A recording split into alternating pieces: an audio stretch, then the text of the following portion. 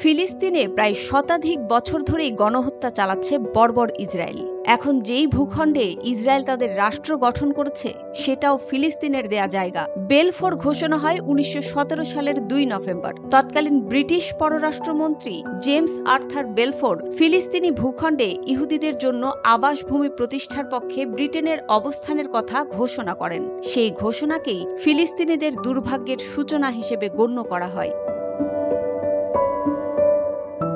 Balfour ঘোষণার ৩১ বছর পর ১৯৪৮ সালে আমেরিকা ও ব্রিটেনের প্রত্যক্ষ পৃষ্ঠপোষকতায় জোরপূর্বকভাবে ফিলিস্তিনি ভূখণ্ডে আত্মপ্রকাশ করে ইহুদি রাষ্ট্র ইসরায়েল। সেই তখন থেকে শুরু হয় নিরীহ ফিলিস্তিনিদের ওপর ইহুদিদের নির্মম জুলুম এবং হত্যা, যা থামার কোনো লক্ষণই নেই। অথচ ইসরায়েল একটি অত্যন্ত ক্ষুদ্র দেশ, লোকবল সীমিত, কিন্তু তারপরেও ইসরায়েল বেপরোয়া। কারণ কি শুধুই মার্কিন যুক্তরাষ্ট্র?